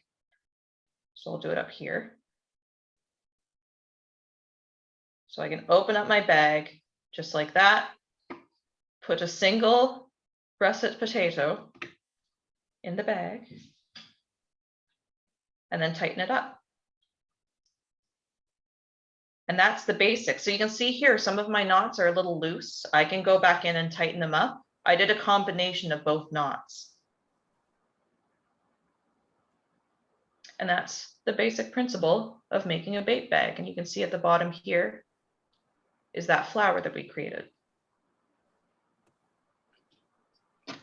Carley, would you be able to show again how you made the knot when you were starting a new piece of string or twine? Sure. Thank you. Sorry, I just missed that. More than happy to. Yeah, if anybody wants me to repeat anything at all, I'd be more than happy to. Okay. So I'm going to just cut randomly. Oh no, I finished the end of my shuttle. I have my pre-wound shuttle or my butterfly, either or. So this is the thread I've cut, or the thread I've run out of, and this is my new thread. So I'm going to tie an overhand knot with my new thread over the old thread. So this is kind of the core, and this will be wrapped around it. So I'm going around like an overhand knot as if you were tying your shoe. Mhm. And then I'm going to tighten it in that direction. Okay. And it doesn't matter if you have a long tail, you can trim that later. But when I add a new knot or I tie that knot, I want it to be kind of in the middle of when it's, so these are the legs of the mesh. So every mesh has 4 legs. So you kind of want it to be in the middle, not where we're tying a new knot and not where a previous knot is. I just said knot several times in that sentence. So you can slide that back and forth. This is actually similar to a slip knot. Okay. So next we'll take the thread we ran out of, and then we're going to wrap this one around our working thread. So wrapping it around as if we were tying a granny knot or an overhand knot or a slip knot. And then, but we want to tighten it in the opposite direction. Okay. So I'll bring it up a bit closer to the previous knot. There. So I'll tighten it. Now, if I pull in the two directions, that knot's going to tighten up, just like that. And it shouldn't budge. So mine is a little bit close. Don't know if you can see, it's a little bit close to the bottom of the mesh. If I was to tie another mesh, it would be dangerously close, but it's fine. It doesn't really matter. This is just, you know, the traditional idea if you needed to repair your net later. Okay. So I'm going to cut those tails once I'm confident that it won't come undone. If you needed to, you can melt the ends if you're using a nylon or an acrylic or a polyester.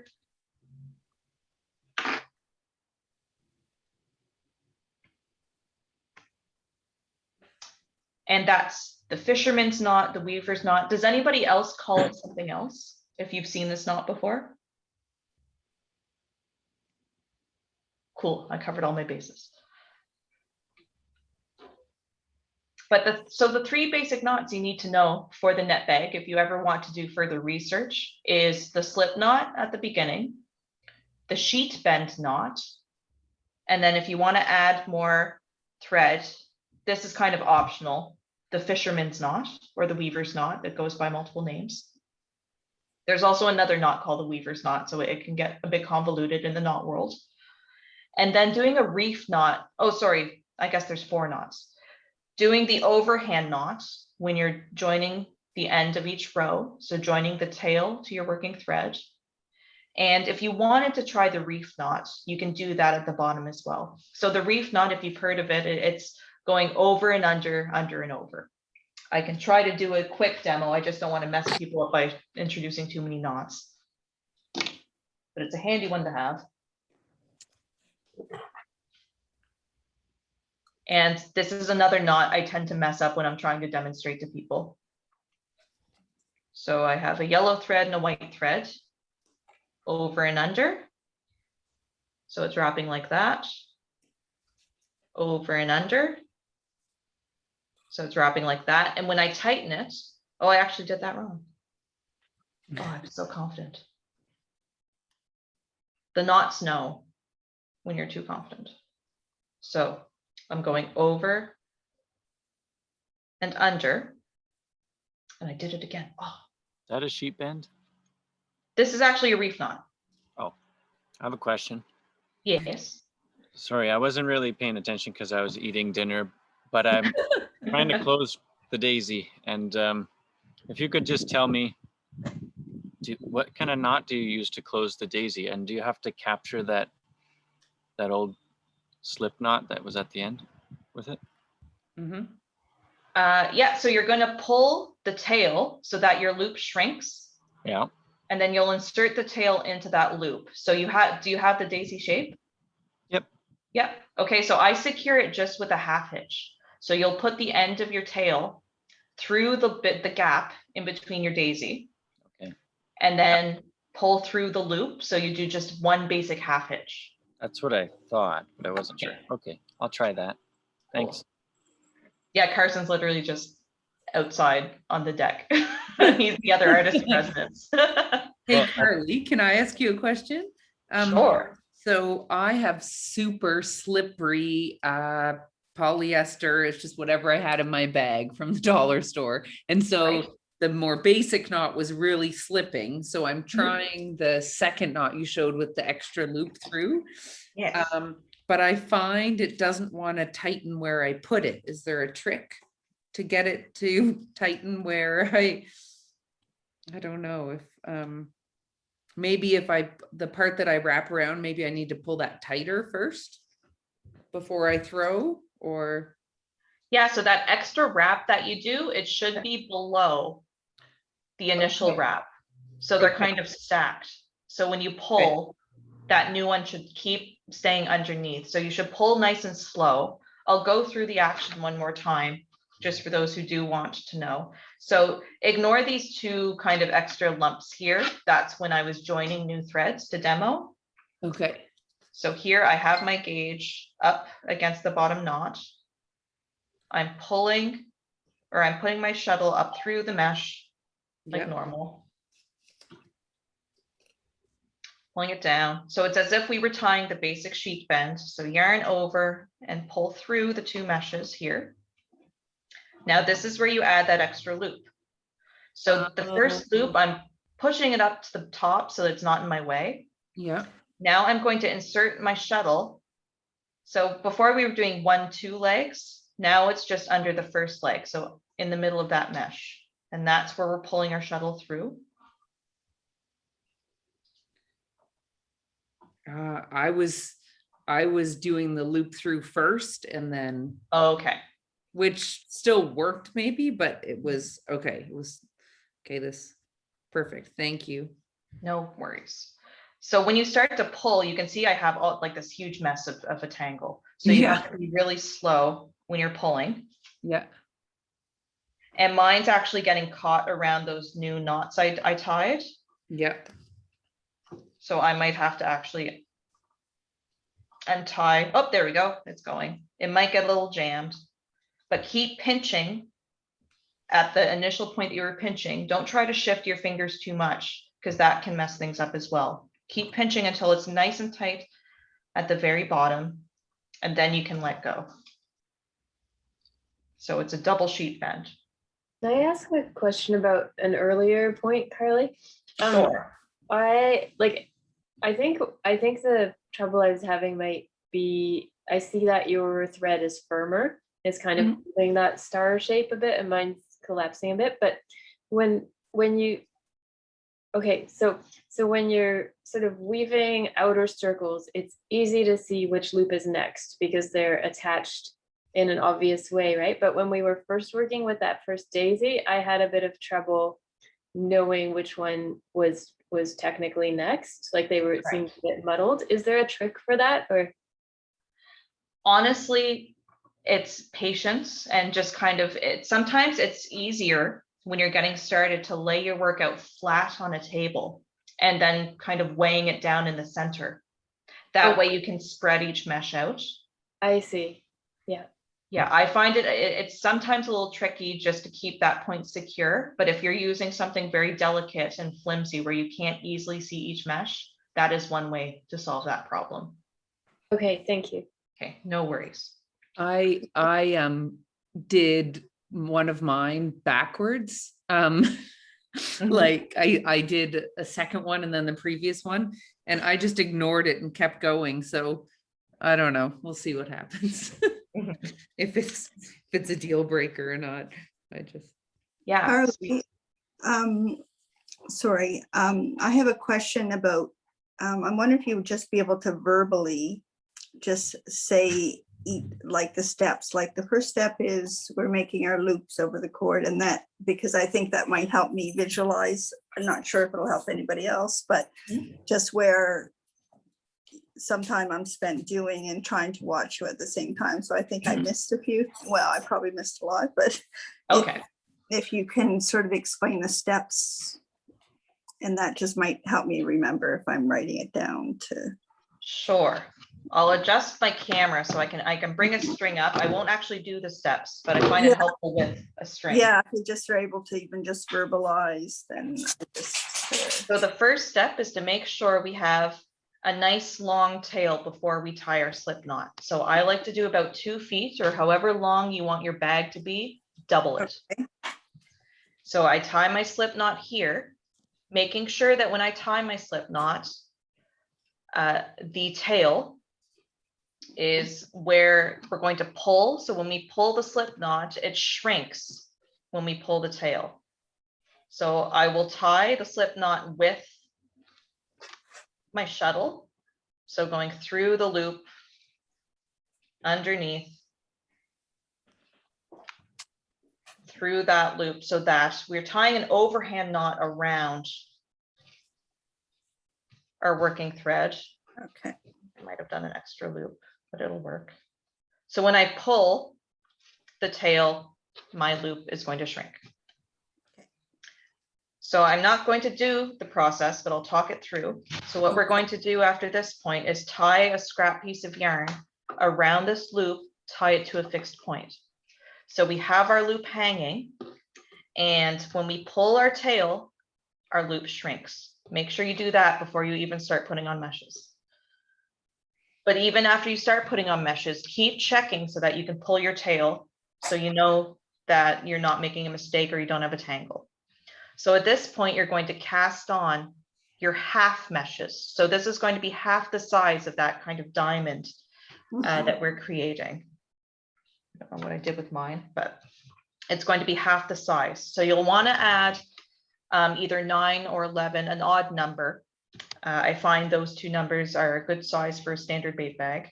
Okay. And you'll go around the loop, or it'll probably just go until about there. So then when you're finished, you're going to pull the tail, shrink the loop. Oh, that's my tail. Shrink the loop, and you'll bring those meshes together to form a flower or a daisy. Once those are joined together, you'll insert the tail through the loop and pull it snug. So you'll either have a little gap in the middle or you won't, but it'll be joined like a daisy. At that point, you can secure it by doing a half hitch, and that is putting the end of your tail through the center and pulling it through to tie a kind of extra loop around. Now, if you don't have that gap and it's not moving around, that's fine. You don't need to worry about it. So it's at that point where you're going to tie an extra mesh or a false mesh. And that is done by taking your tail and your working thread, pinching them together, and that's where you're going to tie your double knot, right? And you can use your gauge or mesh board to measure. So that's one row done. So it should be either 10 or 12 or however many you want to do. So you'll keep going around in that same motion. So where you've joined those knots, that's where you're going to put the bottom or the top of your mesh board. You'll start by wrapping around your mesh board, picking up the next mesh and going underneath through the mesh, yarning over, doing the big motion and finishing up that sheet bend, mesh by mesh, going around. And every time you get to the end, that's where you're going to tie your double knot. So where you're doing those double knots, it might actually go at a one angle, it might zigzag back and forth. It doesn't really matter. It's just joining each end. Okay. And now one thing I'm not going to show, but I'll verbally explain. If you want to increase, all you need to do is tie an extra loop. So you'll tie one loop through the previous mesh. I think I actually did this with my potato bag. And then you'll do an extra mesh, which will be really, really tiny and dinky. So it'll be hard to see with this guy. But I actually have an extra mesh on the bottom here. See this tiny little loop? So that's an extra mesh. So in one row I had 10, and then I added an extra, so it's 11. So once I move on to the next row, it'll be 11 meshes in each row. If I wanted to increase again, it would be 12. And so it might look a little funny there, but in the grand scheme of things with this big pile of knots, you don't really see it. Okay. Now I see somebody else wanted to see how to join the two threads together. Oh, I still kind of don't understand the adding more thread to your thread you've run out of. Yeah, I'll show you how to do that right now. And then I'll also show the reef knot again, if anyone's interested. Oh, and I put my tripod on my computer.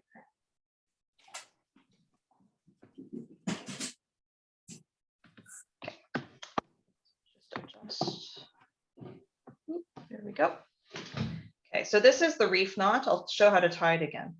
But to know you've done it right, when you push your threads together, they should go back and forth like this. So I like to think they're kind of like two little life jackets on either side. So that means you've done it right. So I'm going to untie it. So to do the fisherman's knot, say this is the length you ran out of, and this is your new length. You'll take your new length and wrap it around this thread as if you were tying just a basic overhand knot through like that. And you want to tighten in that direction. There we go. And we're going to do the opposite with this thread. So this is the thread we ran out of. We're going to tie an overhand knot around this thread and pull it in that direction.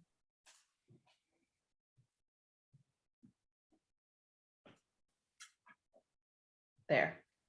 So you see there's quite a long gap here, but if I pull these two lengths, it brings those two knots together nice and snug, and they won't come undone no matter how hard I pull. So this is actually a knot that a lot of jewelry makers use to join around the wrist, because in theory, you could actually untie them by pulling these two knots apart like that, see? So if you ever make friendship bracelets or beaded bracelets, this is a really good knot to know as well. So I'll pull these two ends, and I'm going to trim my two tails. Oop. And voila. So if I wanted, I could melt these two ends together because this is nylon, or if you're using polyester or acrylic. Don't recommend it with cotton because you'll light your work on fire. But this, again, if you leave this session learning anything at all, it's the basic knots that I've shown you. They're really handy to know out in the world. If you ever need to tow somebody or you have to set a trap for something, there's a lot of different uses for them. But how are people doing with their bait bags or their nets? Good. Wonky, but good. Wonky, but good? That's what I like to hear. I just made a Yeah, daisy. doing well. Nice. Just a daisy? That's enough. That's Carley, Thanks. can you tell me how to add if I wanted to make it bigger? I missed that part. Yeah, so to increase, Increase. I can actually show you with my demo piece, because I just found it. So to increase, I wouldn't recommend increasing until probably the second or third row. So after you've done one full mesh, then you can start to experiment with increasing. And that's just because you'll get a really weird shape if you do that. So to increase, where's my mesh board? In my hand. Great. So to increase, you'll do a knot just like normal. So I'm going to do it in the next one because that knot that's there might be a little annoying to see. And I'll do the extra secure knot by wrapping it around again.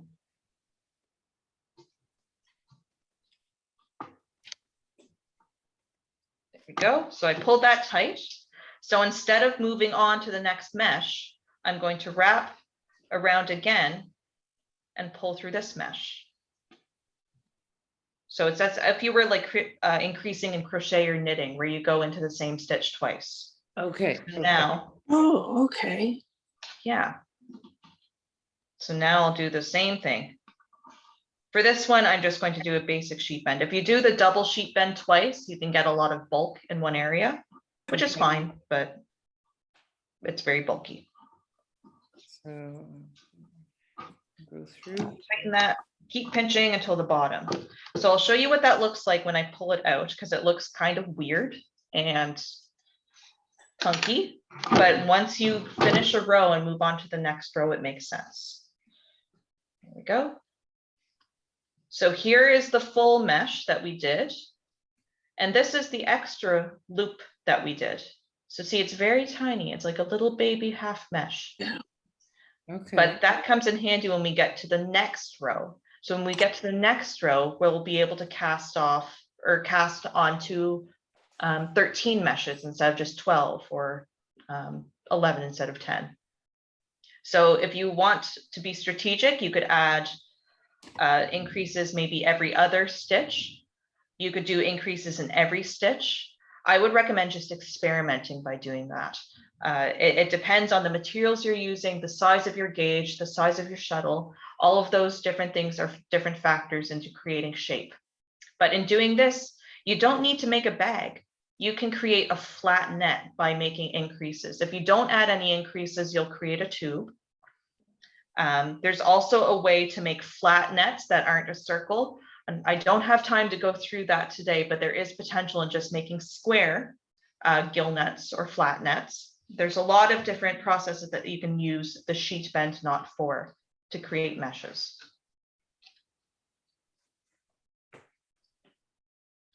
And again, this is just my way of tying a bait bag. I met a fisherman this weekend and I was explaining my process to him and he said, oh, that's how my grandfather does it, but it's not the way that I do it. So there's a lot of different ways to create netting.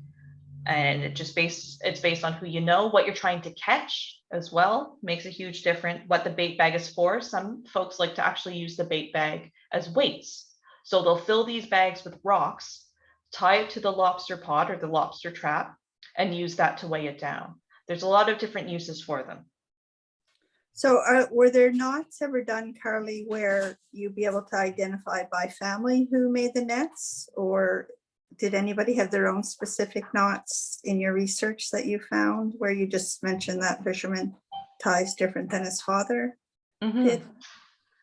I'd like to say yes, but the folks that I talk to, they don't tie them anymore. They don't really make them anymore. So it hasn't come up, but I wouldn't be surprised, just based on, again, what techniques you like to use. If there's a certain cove where everybody was taught by the same person, I'm sure they would all tie the same knots in the same way. Because some people, they don't even use the sheet bend knot. They use a reef knot to tie each one. I don't find it super secure. It's a little bit different, but it does get the job done. Great. So that's all that I have to show. If anyone wants me to quickly repeat something again, I'd be more than happy to. But with what I've taught you, you should be able to create a basic bag structure. Request for a repeat for a technique, actually, if you don't mind. Yeah. I'm at the point where I've completed yet another round on my net. However, I just wanted to a quick refresher for how to create the next row again. I've connected the tail piece with my working yarn that I'm working that I'm tying knots with. However, I don't know if I did that right. It looks like you did. Is that the starting point? And then from there, I just take the piece and just go around again. Yeah. So you're going to butt the mesh board up against. So say this is the knot I just tied, and I'm moving on in this direction. Yes. You take your mesh board and put it up against the bottom there, and then pick up this mesh and move on. Just right next to it. Okay. Maybe it's my fault, and one of my other loops is a bit too small. It seems like it's not mine. Okay. Yeah, that does happen. As also I've shown a lot of different things, maybe in a weird order, so it might be overwhelming. I know this is recorded, and I would like to say there are a lot of resources that you can find and watch. There actually isn't. There's a couple of guys on YouTube who do really funny videos. It's a little bit different than the way I do things, but if you ever want to, there's a lot of great how-to videos on YouTube. There's a few books out there, not too many. If you know a guy who knows how to make these, I'd say that would be the best person to talk to. Thank you. Well, But yeah, I don't want to keep anybody up. I know it's late over in Europe for a couple of you guys. But I hope I'll switch the camera up so you can actually see me. And I'm upside down. Funny. Okay. I'll switch. There, I'm back. Great. I hope you enjoy this and that everyone at least learned one thing today. Good, thank you very much. Oh, it's been wonderful, Carley. Really. Yes, Wonderful. lots of Yeah. lots of Bags. practice.